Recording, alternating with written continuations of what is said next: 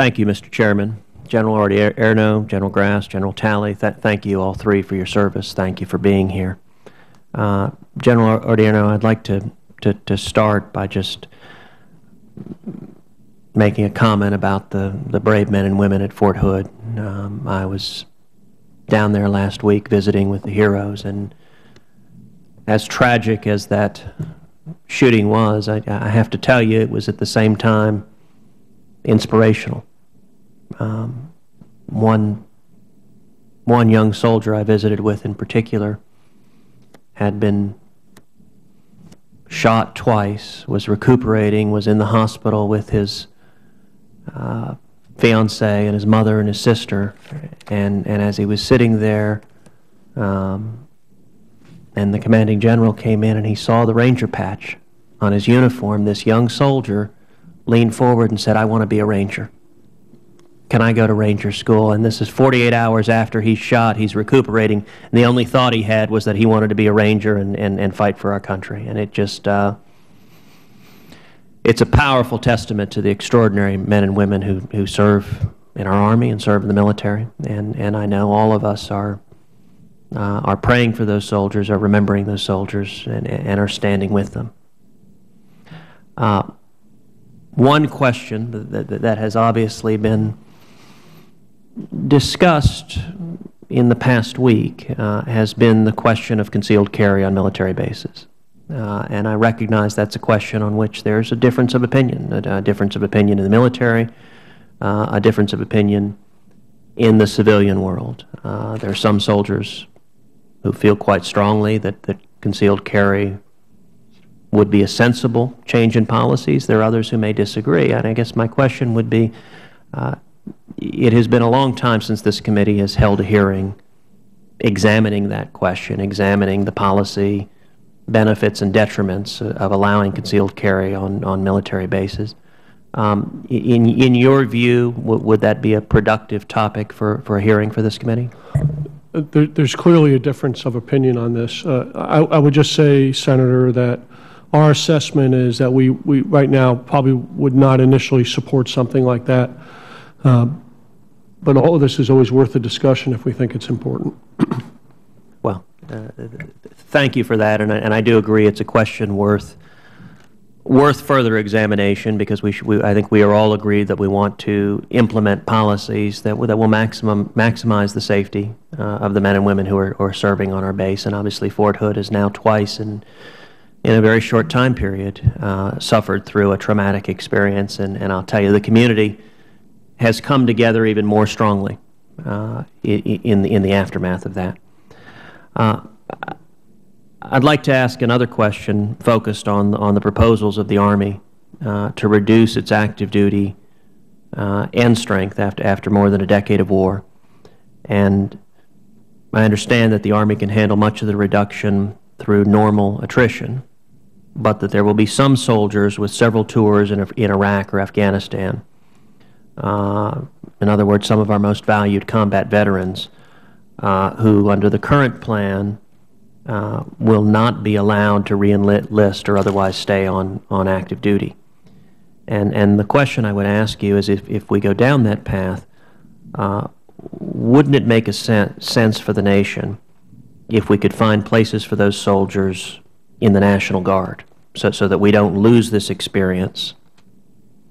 Senator, it does, and we're working programs now as we go through this to ensure that we have some limitations that we're working our way through now in terms of recruiting and how we do that and get them exposed to the National Guard, because we clearly would love to keep this experience in the National Guard or the U.S. Army Reserve, either one, because, as you said, they have great experience, they have great contributions, and the fact that we have to draw down 150,000, there's going to be some incredibly capable people that will leave the Army that we would certainly like to continue to serve. Mm-hmm. General Grass, I would welcome your views as well, that on the ability of the Guard to absorb and provide a home for some of these combat veterans and ensure that we have their contribution to readiness going forward? Senator, we actually, as General Odierno mentioned, we have programs already where we're having an opportunity to talk with the soldiers who are going to be getting out and talking about what part of the country they're going in. We also have the ability to retrain them if the skill that they've been serving on active duty doesn't exist in their hometown. We can get them additional schools, and we can actually do that before they leave active duty now, which is a huge success from the past. Senator, one of the things that I'm really pushing hard on is looking at the mix between our prior service and non-prior service. When the war started, the Army National Guard was sitting at about 50% prior service and 50% non-prior, which meant that everyone we recruited in the non-prior had to go to basic training. They had to go to AIT. They had no skill, no experience when they came out. All of those prior service recruits already qualified, had great experiences. As the war unfolded, a lot of people that came off of active duty with 2 or 3 deployments felt that they had served their nation and they wanted to get on with their civilian life. So our numbers went down to about 20% prior service, 80% non-prior. So that has cost us additional in recruiting and training. And we would really like to get back to about a 50-50 split and be able to capture all those great young men and women coming off active duty into the Guard. Senator, if I may, as we transition from AC to RC, as we lose that quality soldiers from our active component, it's critical that we bring them into our reserve component. But we really shouldn't look at them as no longer being a soldier. We want them to be a soldier for life, which means in the regular Army, the Army Reserve, one of our 54 Army National Guards. And in the Army Reserve, we created the Employers Partnership Program that was replicated across all services and components, and now it's called Heroes to Hire at the OSD level. So we can help those soldiers. Instead of pushing them out, we can pull them out, give them into a civilian career in the private sector that we can train them for in the Army Reserve, and then allow them to be one of our enablers. And to your opening comments, all I have to say is Rangers lead the way. Well, thank you, and thank you for that comment and your service. Let me ask one final question, which is, at a time when budget resources are certainly scarce, it seems to me there's a difficult policy question of the right balance between active duty and reserve and Guard, and each has a different impact on cost structure and also our readiness. And the question I would ask to all 3 of you is would you support the idea of an outside independent commission to study and analyze the proper mix for active and reserve component forces for the Army? Thank you, Senator. I think I'm on the record of not supporting that commission, and let me give you reasons why. I think I owe you that, obviously. First, a lot of us compare it to the Army and Air Force Commission, Air Force Commission, but in the Air Force proposal initially, they didn't cut anything out of the active component. All their cuts were out of the reserve component, where in our case, 70% of the reductions are coming out of the active component to begin with. So we believe it's been a real fair assessment. And besides that, this has not been a surprise. For the last year, 12 to 18 months, we've done detailed analysis, internal to the Army, and we've done external to the Army. RAND Corporation has studied this. In addition to this, OSD CAPE has validated our total force levels as well as the Aviation Restructure Initiative. So we've had outside validate this. So in my mind, I'm not sure what additional expertise would be brought to this by a commission. In addition to that, it would cost us $1 billion additional a year if we delay this 2 years, and I worry about that because we already have significant unfunded requirements. Thank you, sir. General Grass, General Talley. Senator, I think your question to me is there value in an external look at the reserve component versus the active component balance? And I would tell you throughout my career, every time we've had challenges, fiscal challenges, this comes up.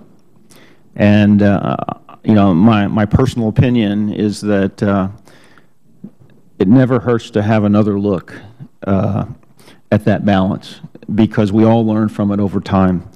I do think going forward, no matter what comes out of the budget, and General Odierno and I have talked about this, we've got to build more multi-component opportunities, similar to what we had on pre-9/11, where we had what was called the Title 11 embedded officers and NCOs from active duty into our Guard units. I think that's the kind of thing we got to look to the future. And how do we get there with the challenges that we've all been handed with the great difficulties in the fiscal horizon? Senator, it's not clear to me why we need an Army Commission. I think the Army working together and leading through some of the challenges we're having, which are really, to be frank, an impact of the serious budget issues that have been placed upon this service, I think we can resolve them. If the Congress makes a decision to go forward with the Commission, the only thing I would ask is it's critical to make sure that all three components are well represented and integrated. And then as I mentioned earlier in the hearing, my concern is when I look at the Air Force Commission that just concluded, there are already some comparisons being drawn out of one of the recommendations to eliminate the U.S. Air Force Reserve Command and how that might apply to the U.S. Army Reserve Command, which is a great Title X response force for the nation. So I'm a little leery and questionable whether or not this is needed. Thank you, sir. Thank you, gentlemen.